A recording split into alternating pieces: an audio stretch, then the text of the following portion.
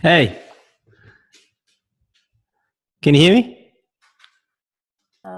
Hey, how you going? Hey. Okay, unmute you. How are you? Good, good. How are Nice. you?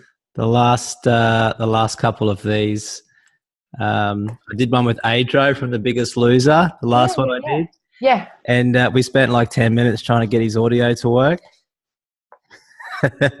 And all we had to do was put his because he used his phone, and he didn't have the microphone, the headphones plugged into the mic, into the phone. And we're like, oh, trying to do all these things, and I'm going into the back end of my, internet program. You just hadn't plugged it in. Oh man, there's so many things, especially with like the new phones. Like, Yeah, I've got this headset, this one. Like, I've got this tripod so I can do it on my phone. But then the lights, it's like ridiculous. yeah. Where are It's really you? pain. In your room?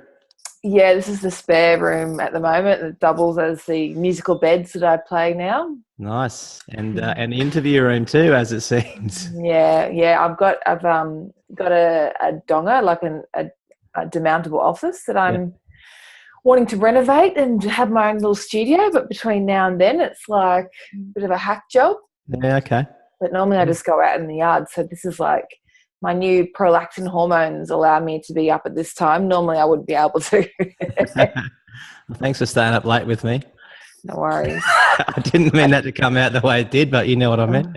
No, it's like I don't even have, there's no real ends to days anymore now. It's just like just a rolling existence of Yeah, being semi-tired, semi-awake. So, you've been busy. yeah, well, hopefully little man doesn't wake up in the middle of this. So, How old? 7 months. yeah, That's awesome. yeah, yeah. So crawling around, not quite crawling around. Not quite crawling. It's not far away though. No, no. Yeah, He's nice. just flinging himself everywhere at the moment. Yeah. Well, thanks for hanging out with me. Thanks for doing this. Oh, thanks for having me. Much appreciated. So the idea of these coffee chats is that as I said, chat to interesting people and talk about their remarkable lives. And I wouldn't say that you and I have been super close, but we've always sort of known each other along the way and seen each Totally. other at different things, and shared an industry, so to speak. And I'm kind of climbing myself up the ladder to say that I've shared an industry with you, because you've done some pretty awesome stuff in the fitness industry and the personal development space.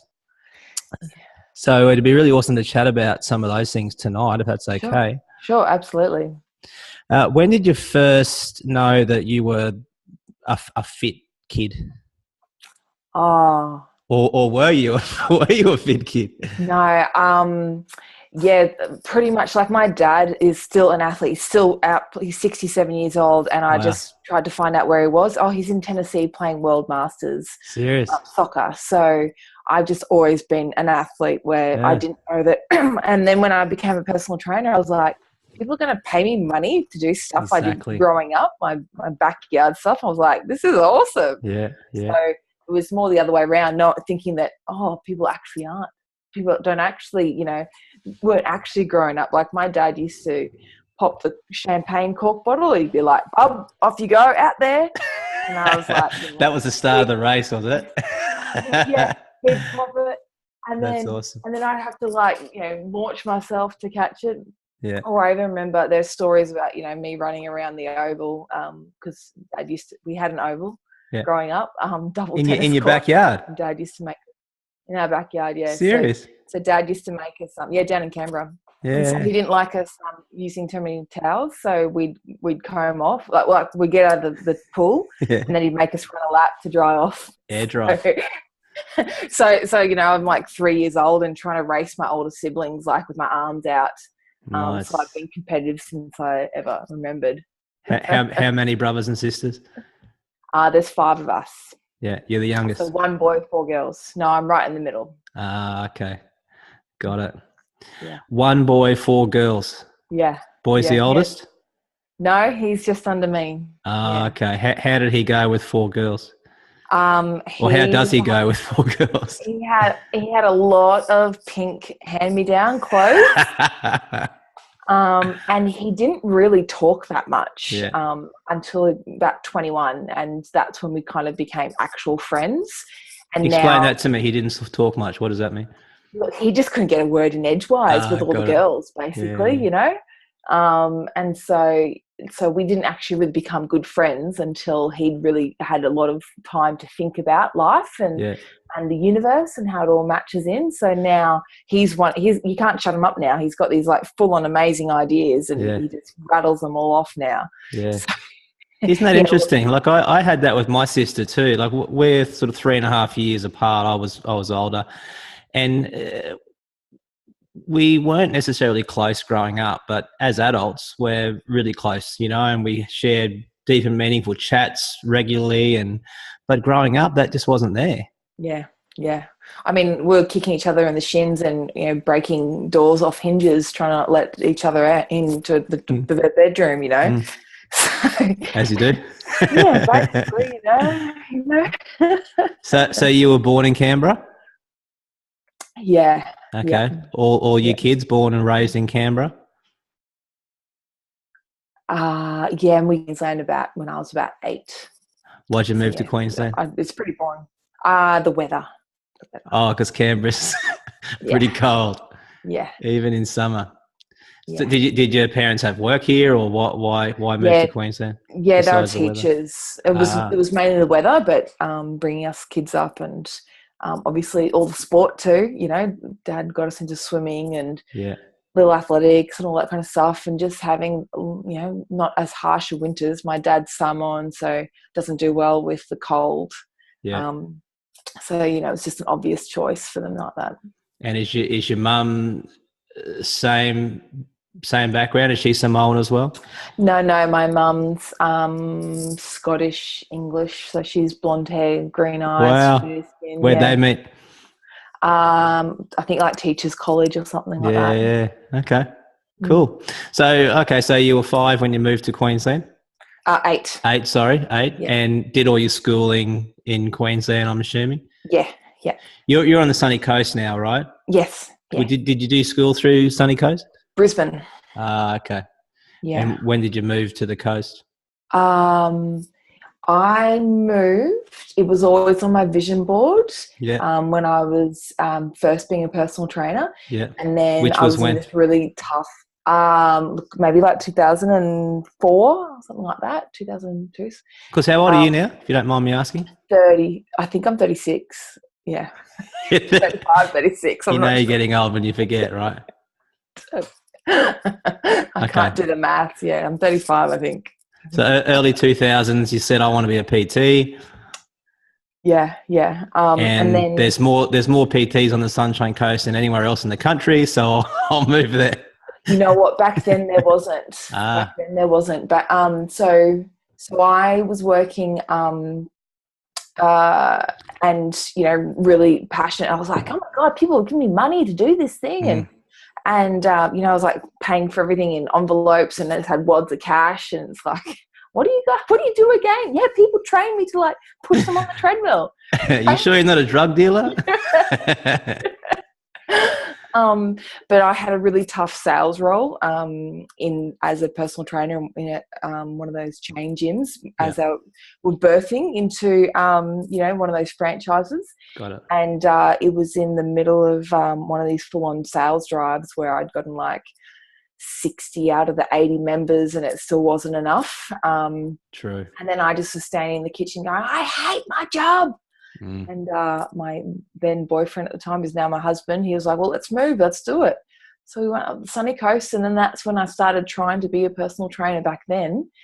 And I would sort of approach people on the gym floor and do what worked in Brisbane, and people were like, oh, this is just the Sunshine Coast. We're just normal people, you know, like personal train. Like we can't afford personal trainers. So it was a real pushing shit uphill when I first came to the coast.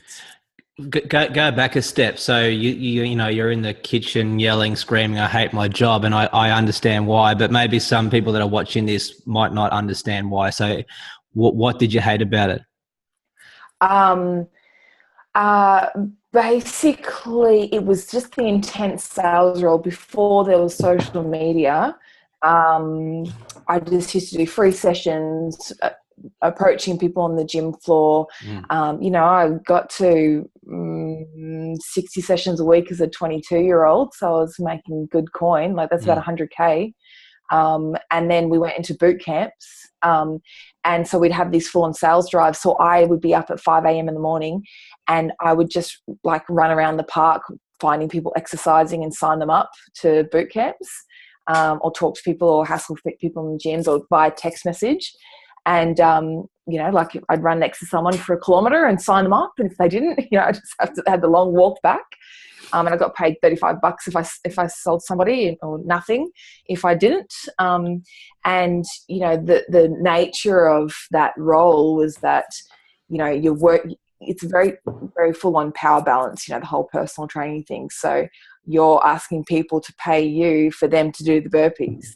And with this particular boot camp company, it was just too hard. It was too hard for the average person. You know, it's like they did a half an hour of fitness testing and then an hour of actual training straight afterwards. So the average person never wanted to do it again after 30 days.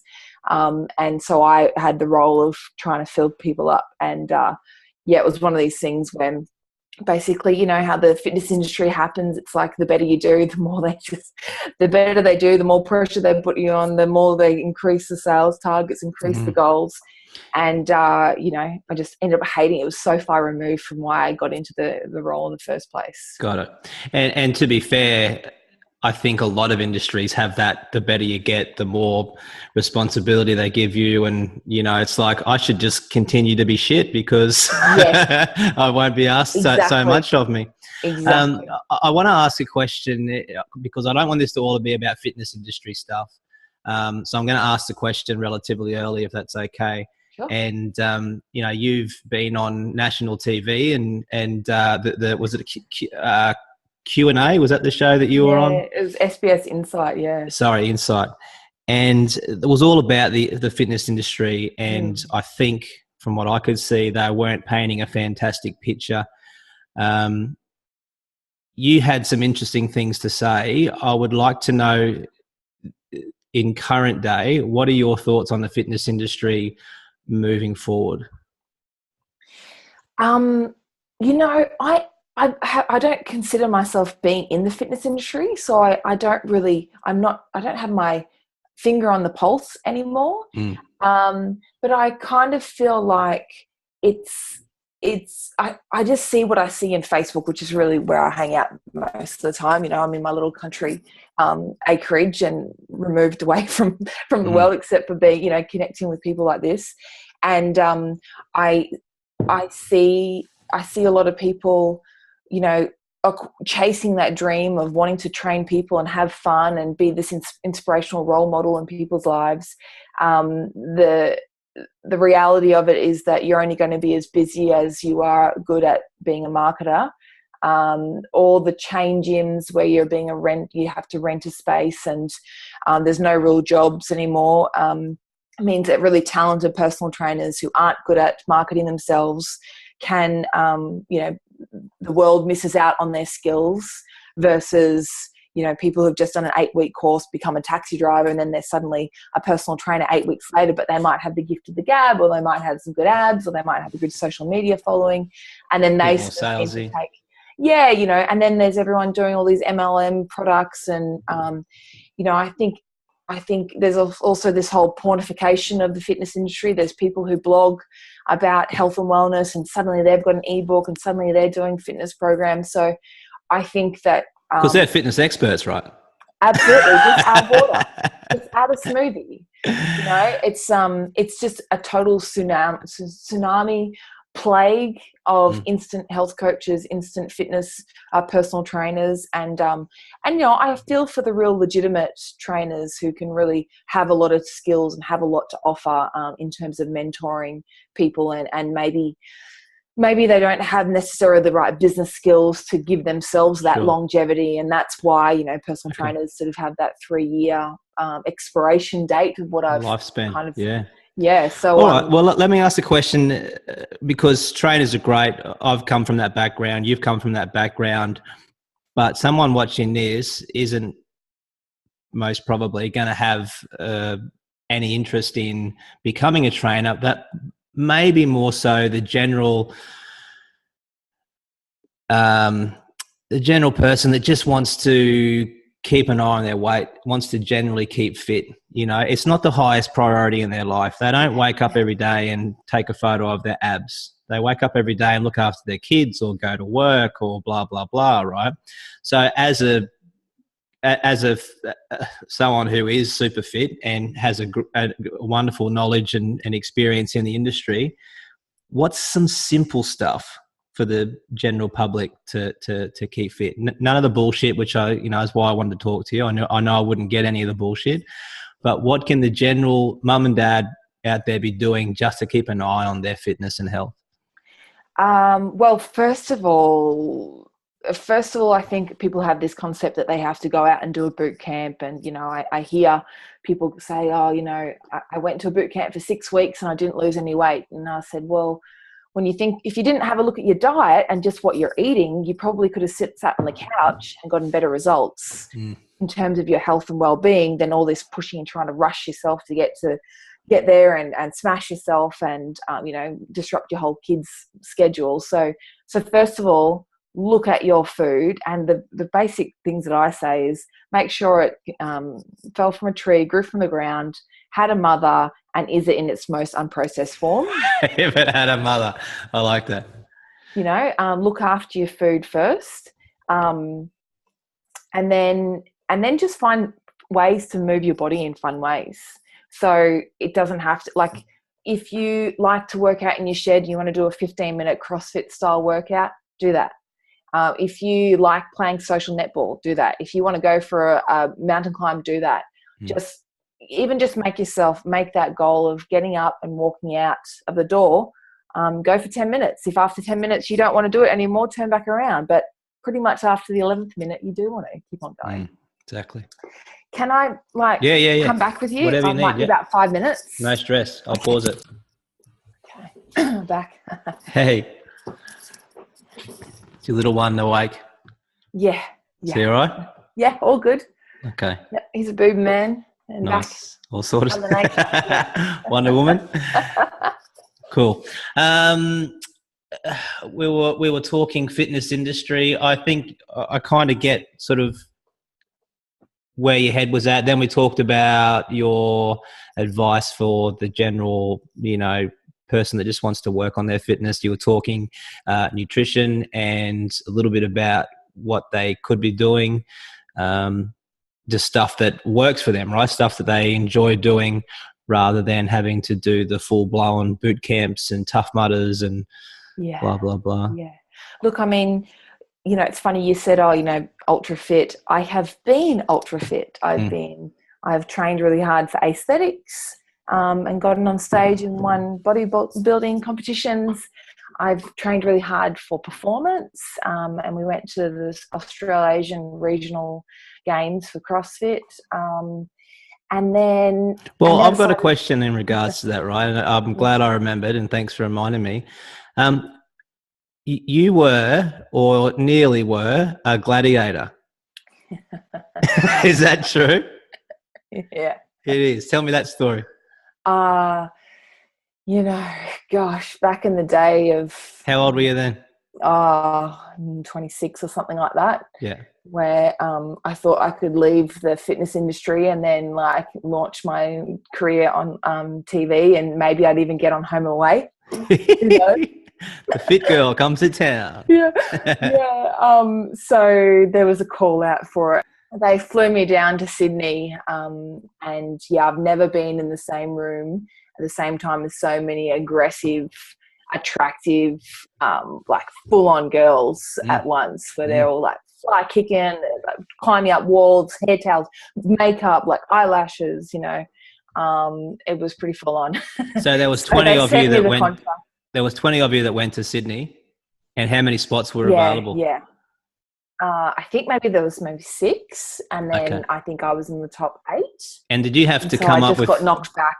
Did you have to come up with the sexy name and all the whole brand? Did you have to come up with that? No, I said, oh, I got called Bionica, and then I think they were putting me forward for a character called Electra. Yeah.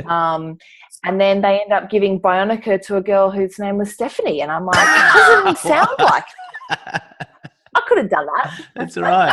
That was my name. Yeah, but I mean, looking back, I'm pleased that I didn't do it. So But at the time, I couldn't. You didn't get the role. Why? Why do you think you didn't get it?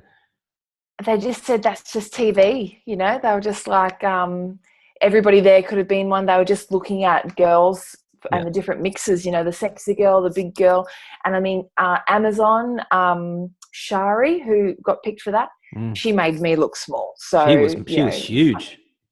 I remember her. She's a big girl. Yeah, she's a big girl. Okay, so it's probably the brunettes didn't need them. Yeah, okay. You should have just peroxided your hair. You would have been right. Did you leave that and then sort of think, well, where now? Like, did you kind of go, this is the next chapter for me? And then when that didn't happen, like, where did your head go?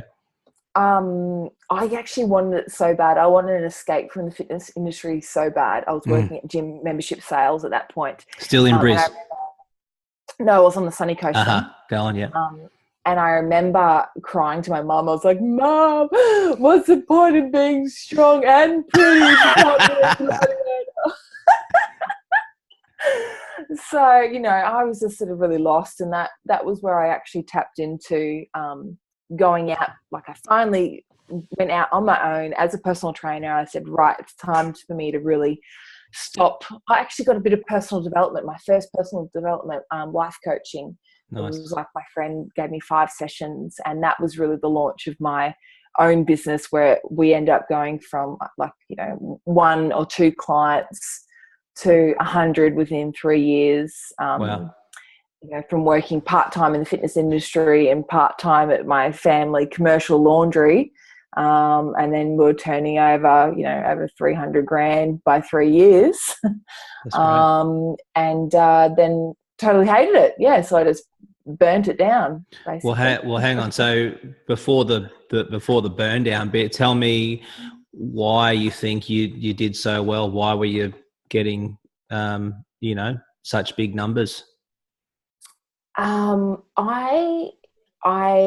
suppose I was just turned it into my next sport. I turned the numbers. I was studying fitness marketing. I was using, a business in a box type system. I love the numbers. I love the connection with people. And I really believed in a certain brand of success. What does that mean? So I suppose it was really like the young years. It's all about making this much money, having this many people think you're great, having this kind of car, having, this many clients, and all really it's about external validation. And so essentially it turned out, over the 3 years, the more I pushed myself and the more I sort of created this empire, the less and less I removed myself from actually the work that I loved, where I was sort of doing all this stuff about, I was suddenly being in charge of all this management and all this staff stuff. My trainers were doing all the great, face-to-face stuff with the clients and getting all the reward and the accolades. And I was just doing all the crappy, boring stuff where I just had to, put out spot fires. So I had all of the responsibility, none of the real reward. And it was like miles away from the reason I started in the first place. It's really tough, isn't it? And anyone watching this that is in small business, or even those that are thinking about it, it would be a good idea to be paying attention now, because my experience was and is that we get into something because we enjoy it and we are good at it in some way, shape or form.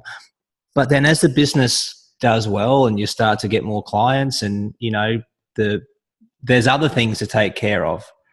And I'm sure Richard Branson would love to be giving out the peanuts on his airline, but he's got bigger, as you say, fires to put out. And then we go away from the bits that we loved and we're doing this whole other role. And it's apparently success, right? Yeah.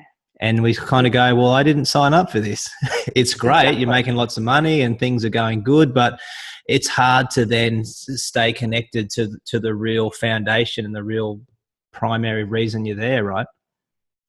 Absolutely. And that was when I really started learning more about the mind body connection and kind of understanding that the traditional way of how we get taught to eat, the traditional way of which, you know, encourages women to try to be validated for their external appearance, and then even how to lose weight, how to Mm. lose weight and how to do it in a sustainable way and what it really is about. I started really learning about the hormonal effect of stress on your body, and I kind of saw the real illusion of what this whole go hard, go home exercise and just the mass consciousness around the fickleness of people, I suppose, and then the real work that's actually inside. The reason that somebody is overweight is more about how they deal with their emotions and their stress, and you know, your body is just a projector screen for your mind.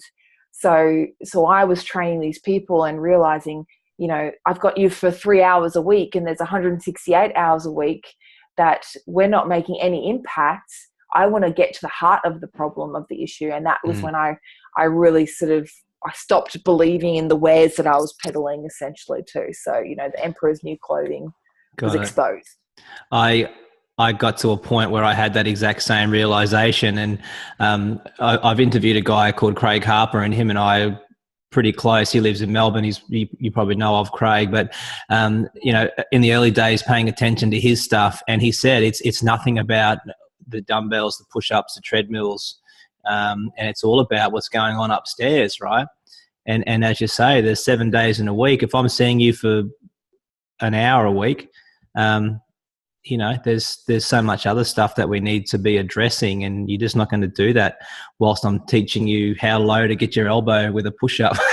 You know what I I'm mean? telling you, there was a moment that happened where I was really researching about my hunter-gatherer ancestors, you know, like tapping into that internal, that warrior within. And I was training a lady. So once I got rid of my studio, I just was like, you know what, I'm just going to do my thing. I'll just rock up and be fabulous. So I was charging, you know, decent prices, premium prices for one-to-one training. And I was training this lady who was very wealthy and very high up in a corporate position, but she had such poor life wealth. She was getting up at the crack of dawn, driving down to Brisbane, had a high-pressure job. Everything that I was telling her to do that would help her manage her weight, she always had an excuse for, but she was paying me $200 an hour to do a personal training session. And I was like, you know what, my soul is withering here, but all right, if you pay me, I'll do it. And I was training her. And at this time, these two Vanuatu, it was at Point Cartwright, and these two guys, Vanuatuan guys, I realized later, and they didn't know the concept about owning things. And so they came up and just started using my equipment and whipping things around and started flipping around. And they looked incredible, you know, like they were just human physiques of physical perfection. Yeah. And this Aussie guy came over and they were laughing, going, what is this? And what is this? And my poor frumpy dumpy client that's, you know, selling her soul for $1 is next to me. And the Aussie guy that was in charge of him, he came over and he said, I'm really sorry. They don't understand. They'd come from a tribe way out in Vanuatu. They'd never even seen a car or an escalator before they came here. They don't understand that they're yours, and they just think that it's all tribal and everybody owns everything. And if they want to eat, they just go out into the bush and get a turkey, you know, or get a chook, and they come in, or they climb up a tree and get a coconut. And in that moment, I thought, what am I doing? You know, I'm here. How can I even explain the job that I'm doing? I'm teaching this lady how to do like little 3/4 squats because she won't eat properly because she thinks that her job is more important, but she's sacrificing. I was just like, oh my God, what am I doing? And so I just had to like unplug from this whole, you know, construct, and then just go within and really find out how to help people from a much deeper level. So, and still the work that I do now, but I help people work from the inside out so that it starts, they make themselves from healthy on the inside, and it just starts showing on the outside. That's so awesome, and that's such a good story. It's kind of then the next step for me is to ask the question, like, when people start in the fitness industry, it is all about push-ups and squats and abs, and these days it's CrossFit and whatever else is being peddled at the moment. But like you just talked about, it's so much deeper than that. Like, we shouldn't even need to be teaching people how to move their body right.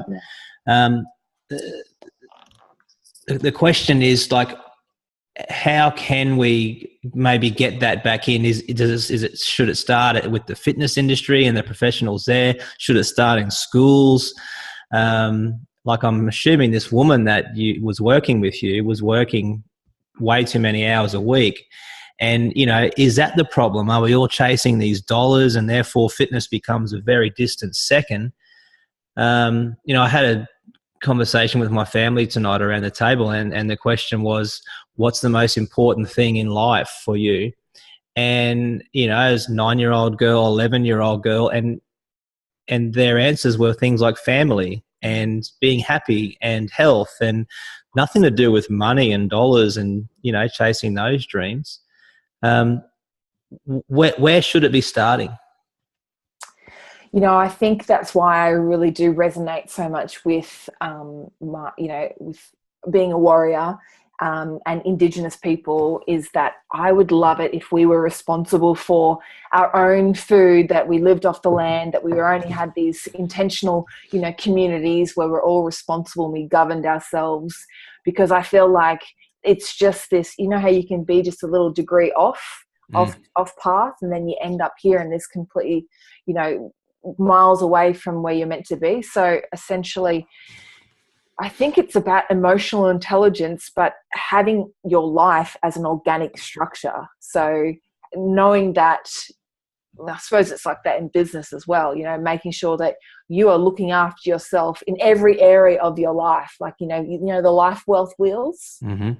In a little village, you know, you can't afford to let one of those little sectors fall away, come out of balance. Yeah, absolutely. It is all about that, tapping into that, what's most important here, and not thinking about outside. And that's when you really have those deep connections with your friends, with your family, and your great work, your real work. So when I think back about my journey that's gone through, so much of it has been instigated by striving for accolades that Western society tells us how we should be successful.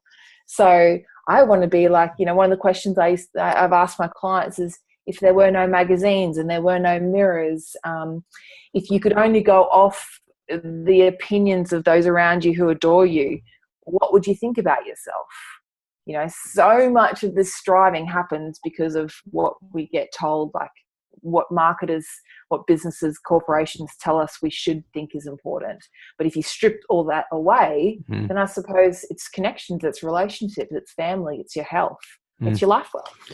I would really like to go down the marketing road, but we haven't got enough hours for that. Such an interesting topic, right? And I think that I'll just say this one line because I really don't want to go down that road. I get too worked up, but we really don't need anything short of shelter, food and water, and, you know, maybe a family or some sort of team. We don't need anything, you know, except what people tell us we need, and then what we then believe that we need. But the reality is we don't need any of that. Well, what I say is, you know, they can't sell crap to happy people. Well said.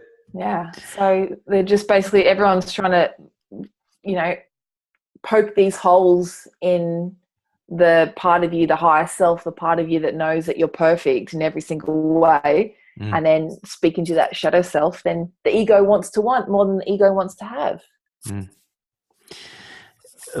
In saying all of that, you mentioned things like the life wheel and life health, I think was the term you used before.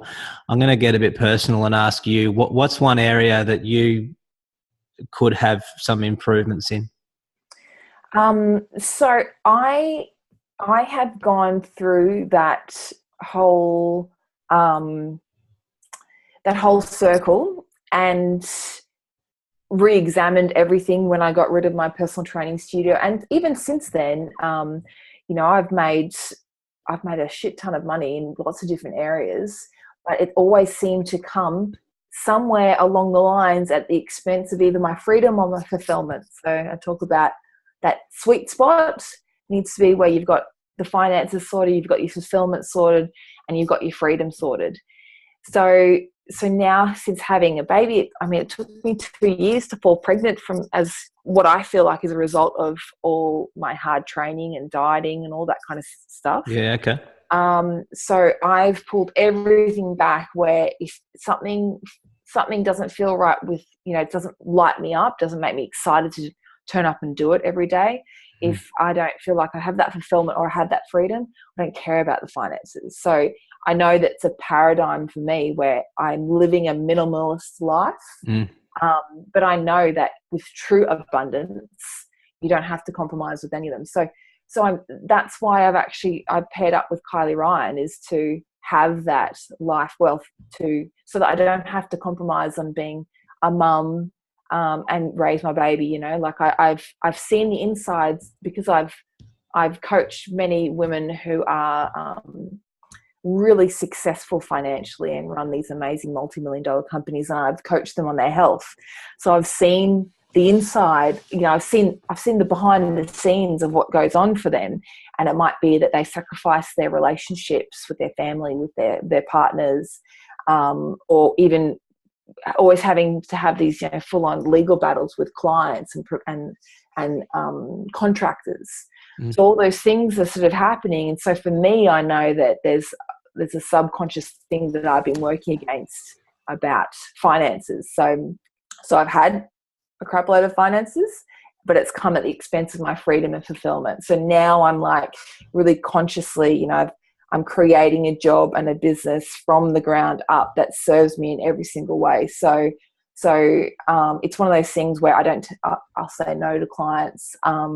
I don't take on everybody. I only want to work with people who are real passionate visionaries, because I'm not willing to sacrifice on those two areas. So it's a work in progress for me now. Got it. Thanks for segueing into Kylie, because I did want to ask about that. I've actually chatted to Kylie on this show before, and she had her little one in the background too, which was pretty cool. I forget his name, but he was Ollie, yeah. Ollie, of course, yeah. That's right, yeah. And he was on his iPad and having a great time. Tell us about how you guys first got together and why you thought it would be a good collaboration. I Googled weight loss motivation 6 years ago to get over my bodybuilding post-competition binge out that lasted like 2 years. Really? I needed some help. Yeah. Wow. Yeah. And I thought I was so broken. I needed all the sessions and all the packages and 2 sessions, it knocked me in a completely new orbit, which was one really big instigator for why I left the personal training industry as well. So I realized that wasn't my calling. Got it. So you contacted Kylie from Google. Yeah.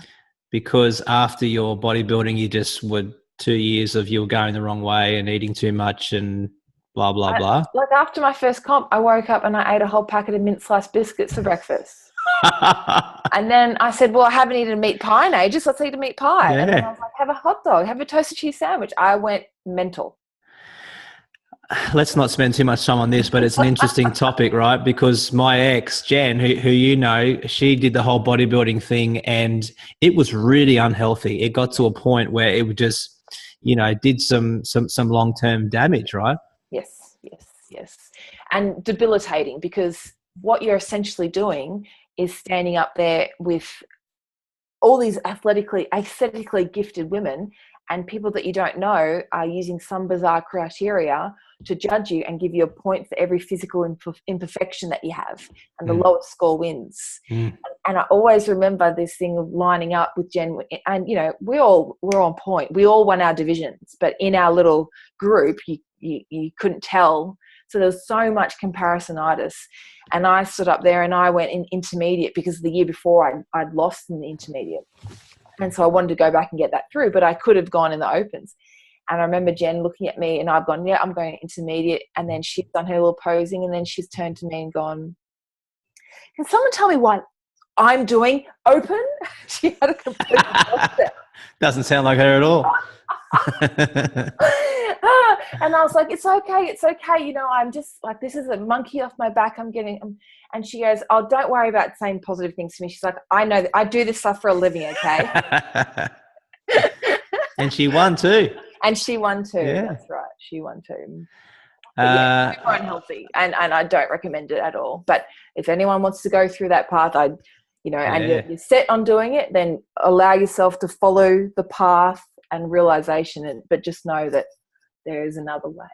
and work with a professional, not someone on Insta that's taken a few good photos with good lighting. Let's turn the page. So you first met with Kylie. Now I'm really interested to know, where was your head leading up to that first meeting?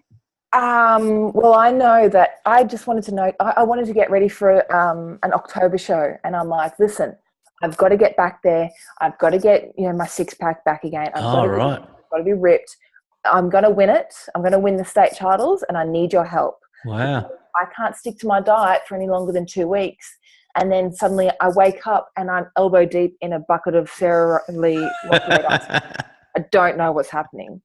And she said, well, that's because your conscious mind, your willpower that you're using, your conscious mind can only squash down the 90% of your subconscious for about 2 weeks. So you have a subconscious driver that's making you do that.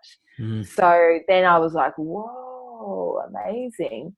And essentially the two warring sides of it, and we've never forgotten this, was that when I tapped into what I believed was going to be dieting versus what I was battling against, was that my subconscious association to dieting was like a black and white Western movie. And, where the tumbleweed goes across the screen and goes, oh! So no wonder I never wanted to do it. Yeah. Got it. And did you still do the bodybuilding show? You didn't? No, I swore. I think about the same time I did a lead up comp, a sports model comp. Yeah. And I did the first round, the bikini round, and then I pulled out. I said I was sick, and on the DVD it says, "Oh, number 68, she had to go home."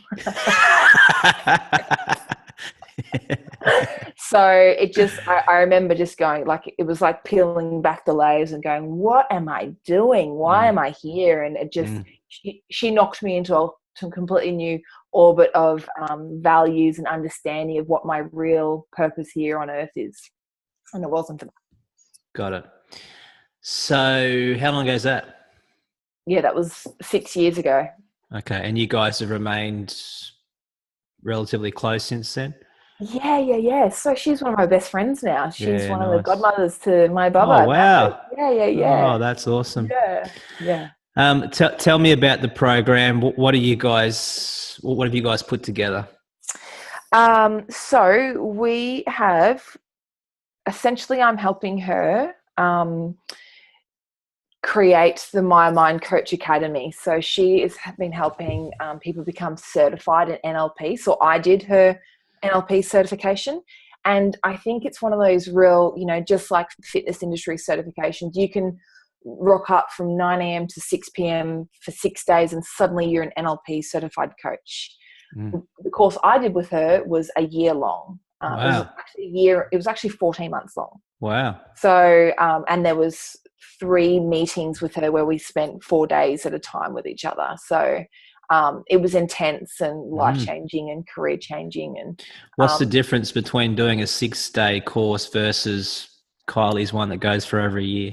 So she's condensed that down now. So it's over 6 months, but essentially the biggest difference is that she helps people learn all the content before they get in the room with, there are hour-long video trainings that maybe there's might be 8 of them, and then you learn all the content, and then you get to apply the content in the course in person for 4 days. So it's just a lot better way, a lot more organic way of learning and retaining the information, as well as having a lot more confidence in applying the techniques and the scripts, and having, being able to work through the stuff yourself. And I think those other courses are based on the premise that your subconscious is going to retain it all. So here we flood you with all of it, and then off you go. But I've met so many people who have never ever used their certification, even though they've paid for it and they've done it, because they just don't feel confident. Yeah, got it. Okay. How do you fit into that? Well, what I've realized is with my superpower is that I actually help people.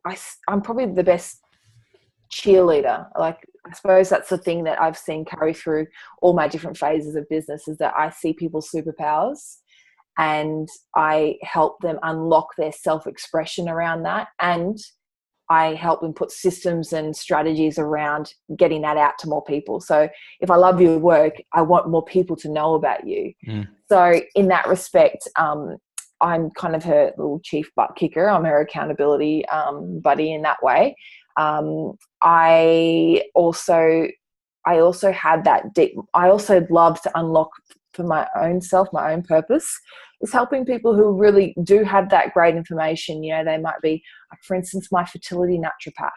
She's amazing, incredible, and she's still working one-to-one. So I want to help people leverage their leadership online, but it's not this real sleazy, over the top, like, just, there's just so much out there in Facebook. Everyone's telling me how to do a lead magnet, how to do this. I've spent a ton of money on mentorship and marketing.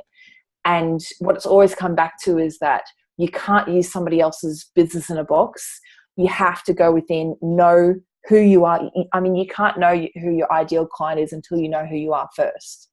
And when you can unlock this genius here, you know how to unlock that in your clients. And then when you put that into a system and you put yourself out there and you can express that in a really authentic way that connects to the heart of people, that's when there's this ripple effect of change, that people are connecting with their hearts and making that amazing transformation, as opposed to the sleazy person who might just be good at, taking a photo of their abs and really pushy, or they might have the latest MLM shake diet that they're pushing on you. So essentially what I've helped Kylie do is, like, it's kind of like I'm a personal trainer for people's business. I see where your strengths are, and I see all those little tiny, weaker muscles, those core stability muscles. They're the ones that they keep on letting their strengths get stronger and their weaknesses getting weaker. I go in there and I help collect it all and collate it all and make it a solid position to work forward and like stand in your power, and so you can attract the best clients to you. And since we've done that, we went down deep for 5 days with Kylie when she came up here, and it's actually elevated her and our business to a whole new level that we would have come up by ourselves if we hadn't done that deep dive work. So yeah, I want to help leaders leverage their knowledge and their wisdom online. But yeah, I only really like working with those, the cream of the crop. So exactly, still elite. I like it. That's good. Well done. That's great. And it's really good to see two smart, powerful women get together too. I think it only snowballs into bigger and better things. So well done to both of you. That's fantastic. What do you do outside of this personal development, health and fitness world? What's something that someone might go, wow, she does that? What are some, and obviously being a mother now, that takes up a lot of your time. I respect that. Do you have days where you just sit down and watch 7 hours of Netflix? I You actually, secretly do, don't you? I've actually got a really bad habit of watching reality TV. Oh, what's your crap Um, TV of choice? oh man, this is so embarrassing because I've only just like detoxed from it. Teen Mum 2, Ah, um, okay. Teen and Pregnant. I've just cut out Geordie Shore and X on the Beach. I just like and Real What's Housewives. what's X on the beach? It's so gross. It's so bad. It's just where they put a whole bunch of like kids from the UK, and Yeah. they all get chucked on an island, and they're all basically on heat, and then they all hook up with each other, and then one at a time they put somebody's ex in, and then they all have fights, and then there's Oh, I talk about it's like it's my dirty little secret, but not since anymore. yeah, I know, so embarrassing. But I like seeing why people behave the way they Mm, do, and like with Real Housewives, see how it's kind of this thing where you go, it's like it's the marketers tapping into our mass consciousness, where you see these people with immense amounts of money, and mm, they're just like ridiculous human beings. They're mm. poor human beings, and you get a bit of a kick out of that, which is something that I'm working on and aligning with. That rich people aren't bad people, aren't doing Exactly. shitty people. But I just really love being like Judge Judy. Like Judge Judy's amazing. I think, how does she know that person's lying and that person's has got it right? So. Mm. So I do that, and then I text my girlfriends, and I go and I take Did photos you of the see screen. that? Did you see that? Yeah. Yeah, so Oh, that's my wow. dirty little secret out there There in the you open. go. Yeah. Okay. I'm scared to ask the next question now. Um, what's the next, you're still mid-30s, you're still a baby. What's the next 10, 20 years hold for you? More kids? Yeah, so I want to do like an AMRAP of kids, basically. Are you serious? Yeah, I said to my dad the other day, I was like, oh, I just want to be a baby farm. I just want to make babies. And then he reminded me of how much I hated pregnancy. It was the second thing that I said when he came out. I was like, I'm not pregnant anymore. Yeah. So I've had in my head that 35 to 40 is pushing babies out. And How many kids would you like to have? 2, maybe 3. I feel like lots of people stop at 2, and then like it must get way too hard at 2, and then they never really get to 3. But I've come from a big family, so I think 3. I'm thinking 3. And then maybe when it gets to 40, then I'll be like a masters athlete, and then I'll just go hard again. So It'll start again. We'll be having this conversation in 30 years, and it'll be yeah. just a replay of everything. How many kids would your husband like to have? He's fine with just the one. He's like, just one at a time. He's my Yeah. grounding force. See, he's the man, behind the scenes going, just do the Yeah. first step, just babe, just like, is it time to stop working now? Can we just have some fun now? So he's He's the rock. he's the rock, absolutely. That's awesome. Okay, so lots of kids. What about like this road you're going down with Kylie? Sounds really, really interesting. Is that something you want to pursue, or are there other things that you want to do? Would you get back into business again? So this is my This calling big now. part of your thing, yeah? This is an amazing, like, divine intervention. There's so much synchronicity with the work that Kyle and I have been doing over the years, that directly complement each other, as well as being called to a higher position of wanting to empower those personal trainers who know that it's not just about the push-ups and the sit-ups, like to help people make that transition, that what I have done using, I've kind of been a little bit an enigma. Like, I was doing this way back when not many people were doing it in the industry. So I want to help more people spread that word of. That's why we don't talk about weight loss anymore. We help women become weightless, and that's what the life wealth is about. Is helping women, helping our personal training clients realize it's not about the weight loss. It's about how you think about yourself and how your relationship to your self-worth. So, we have right from the ground up, inner circles, which is right on the ground level, helping coaches have meetings at their houses. Instead of having a Tupperware party, you can have someone come to your place, and my mind coach, empowered coach, coming to talk to you about how to make your life weightless, how to let go of all that stuff, all that emotional baggage that keeps you trapped, all the way up to helping people become certified in NLP, helping conscious leaders leverage their wisdom online, right up to having 5-day spiritual retreats, which is like, just when Kylie came to see me, I didn't even know. I had a few of my amazing business friends who have achieved a lot in their lives, and seeing Kylie, just coaching them and coaching through their stuff to a whole next level. I never, like, out of this world. Like, she's like an interdimensional guardian angel sent here to rescue all of us from our limitations. So, she's a big motivator for me to help her get in front of more and more people. So, that it's like, sky's the limit, really. It's a movement. It's a real awakening of women recognizing these constructs that are being put upon us by Western standards. Do you know that when Western advertising gets put into places like, what was the country? Was it China? People start having, and Fiji, I think that's what the testing was. Okay. That they actually start creating eating disorders in countries that have never had the eating disorders before. Wow. Because of Western marketing that has gone into there. So yeah, I heard something similar. The further you move away from capital cities, the less and less psychologists practice. Yeah, wow.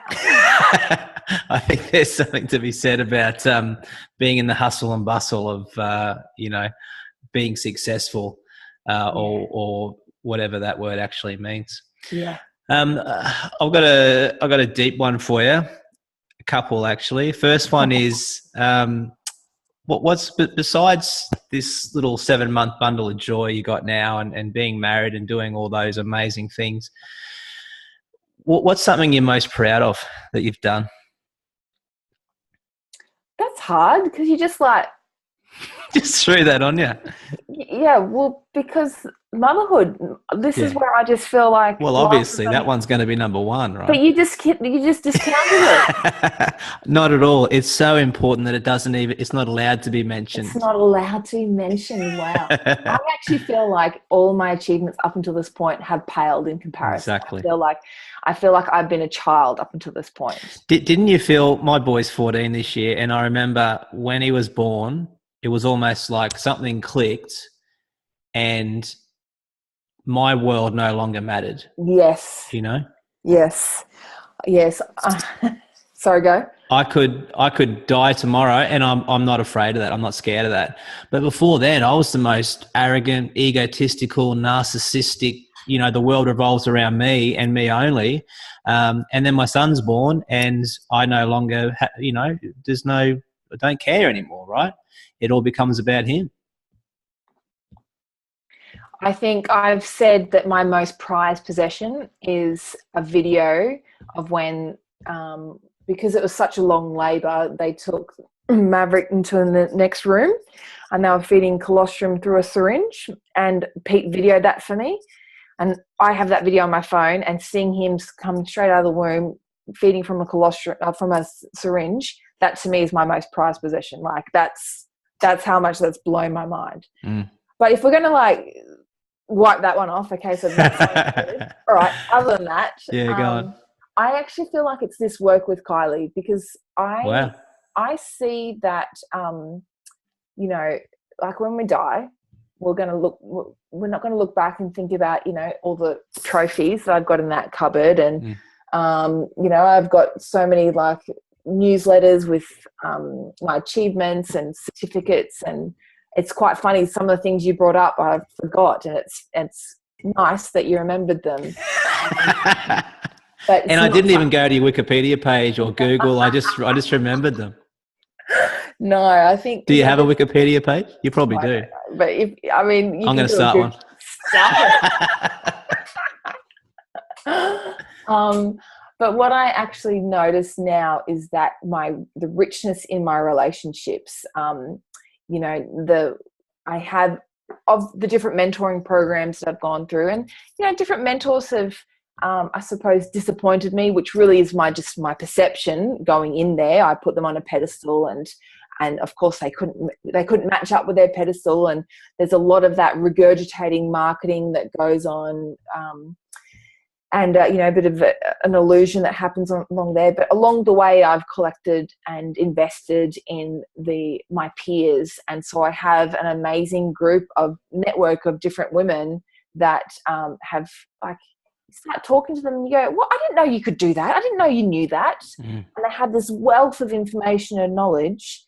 And I think that, like, when you get to the end of your life, it's just really going to be about who you made a difference to in the lives of others, and vice versa. So, I think not only is it my relationship with friends like Kylie and the work that we do together, but it's our mission to help people see that, like that, up in themselves and pass that on. Like when I see things happening, I'm a big animal activist, and when I see shit things happening in the world, don't really know how to process it, except that my job here is to help raise the vibration of the world, help people do better, help people know better so they can do better, help people become like better humans. So as I can see that this is the work that will never expire for me, it's finally, you'll just keep on growing from a place of alignment where you're not trapped. It's funny because I have committed to Kylie in the My Mind Coach Academy. And before that, I've always been commitment phobe, What does that mean? You have committed in what way? We call ourselves sister wives, I'm just saying it's not one of those things where we go, oh, in a couple of years when you want to do this or you want to do that, like, even if something happens and we go our own separate ways, this is the work that I will do, because I've graduated from that idea that I am the mentor for my clients and I have all the answers. And that was a real maturation of realizing that it's when you allow people you hold the space for other people to tap into and see their own greatness. And in the reflection of your greatness, they see their own. When I realized, Kylie taught me the difference between a coach, a teacher, and a mentor. A teacher tells you the theory, and then you do what you will with that theory. A mentor says, hey, this is how I got success. Here's exactly the steps I do, and you can do those steps too. And that's what pulled me off track so many times.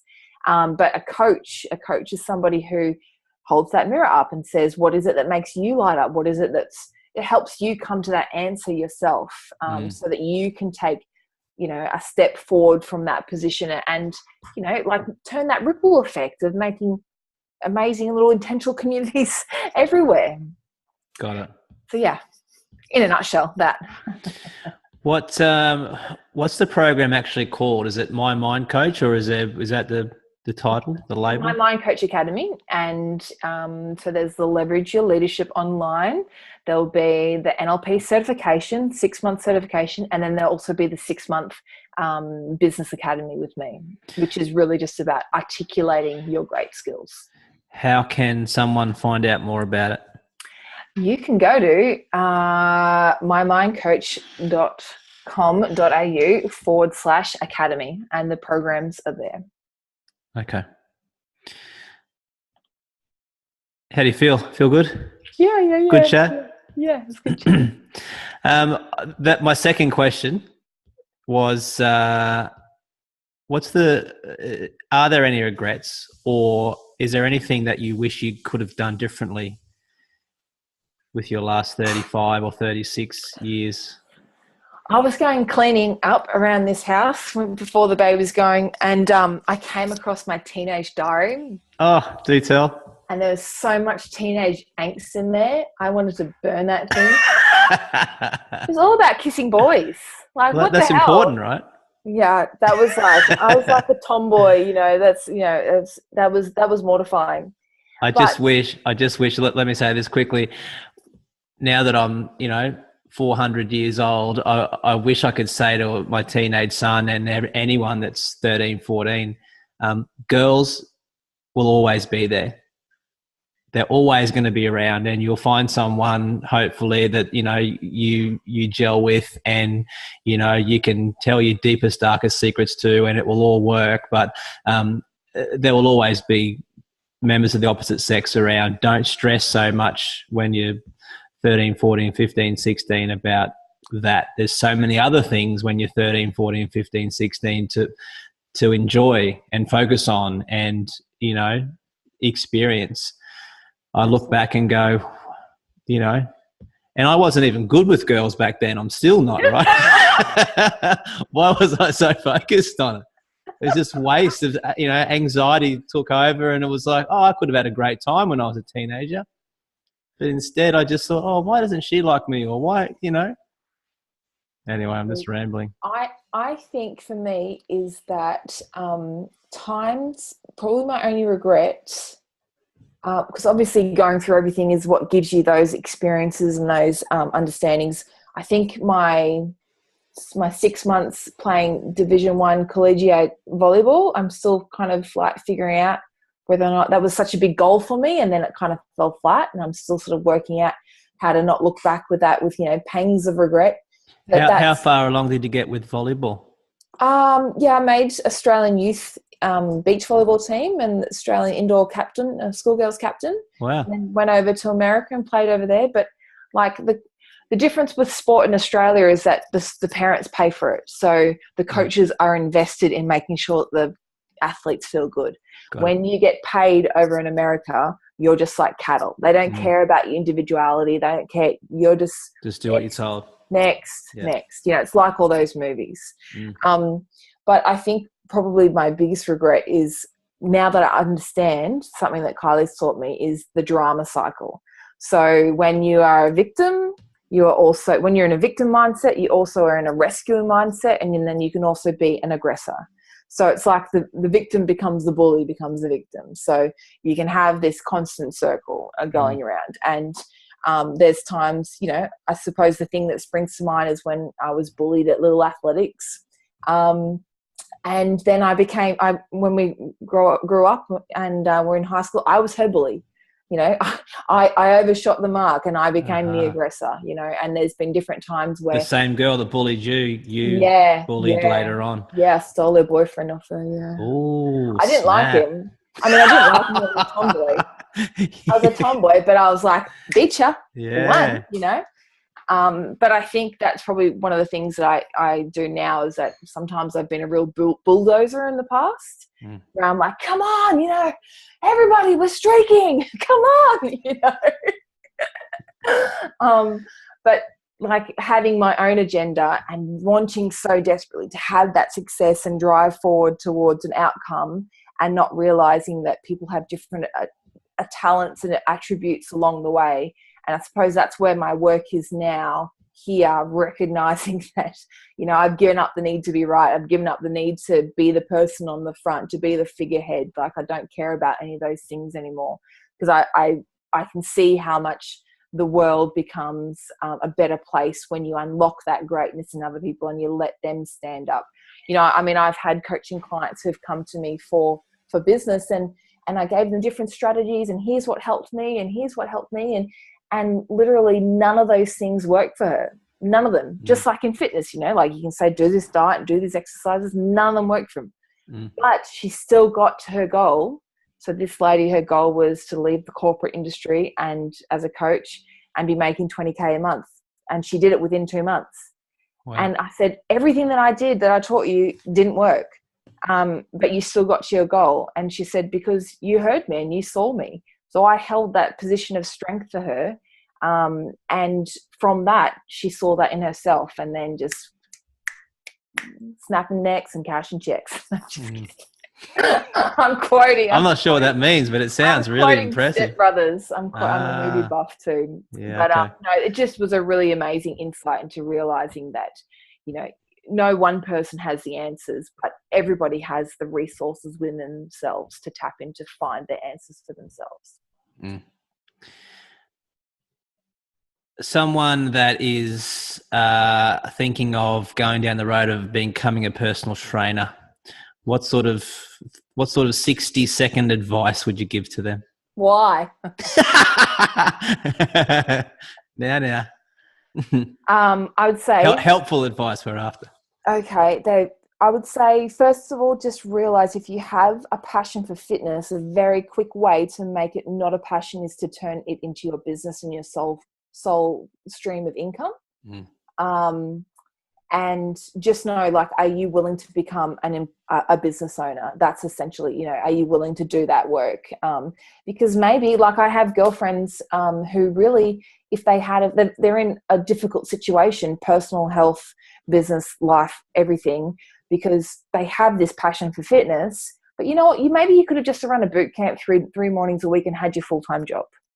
Just think of ways that you can organically, work and include these passions in your life without having to drop everything and say, this is the way that I'm going.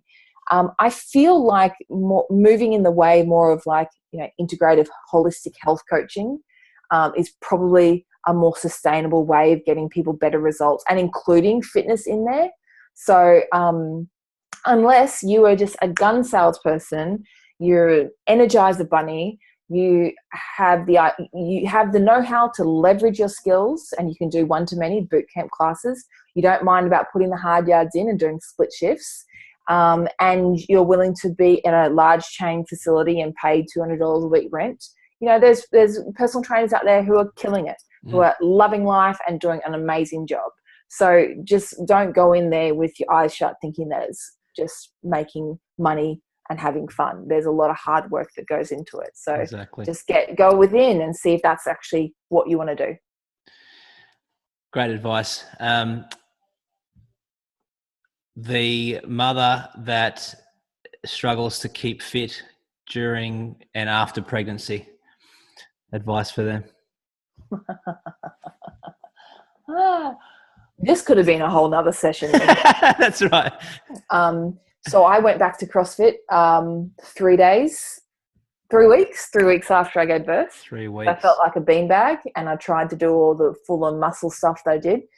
And it was fine in terms of, pelvic floor and everything, but my whole body had changed. I don't know this body. I'm learning it. Now I'm actually been doing extend bar stick and reformer Pilates from a lady who's an ex-Cirque du Soleil performer, and it's amazing. Wow. So for a woman that's trying to reclaim her physicality. Is she the one in Nambour? Is that at yes. Oxygen? Philippa is amazing. I drive a half an hour to see her 3 times a week. She's amazing. It's like going to posture school. It's like all my strength has worked against me from CrossFit, and all those little tiny muscles I'm now working, and I'm going to be a ballerina and not a quadzilla anymore. Thank you. Please. So it really is about, I would suggest any of those classes, extend bar, reformer Pilates, and walking and doing stairs, like low impact activities. But also just understanding that, back in the day, I would have been mortified at the shape of my body now. Like, there's you still look strong terrible. arms. Sorry? Yeah, you really look terrible. I would have been mortified. You look amazing. Thank you. But I would have been like, I hate this. Whereas now I can see there are extra fat stores there that allow me to breastfeed my child. Like there's just such a different relationship with your body as now that you are a mother that is light years in a completely new orbit that should not ever be compared. I think, how can anyone who's ever been who's a mother ever think anything negative about their body if they've created a baby? Like, all women should see the beauty in their bodies, but especially if you've been a mother. How can you do anything where you think that everything about you isn't purposeful? There are no mistakes, and you cannot punish yourself healthy. So don't think that you have to push yourself before you're ready, because the body just doesn't work that way. Got it. There's a question I should have asked you right at the very start. I'm asking it right at the very end. Can you pronounce your name properly for me? Aiono. So I or no. Aiono. Yeah, or no. Great chatting to you. You too. I'll talk to you soon. See you, buddy. Bye. Bye.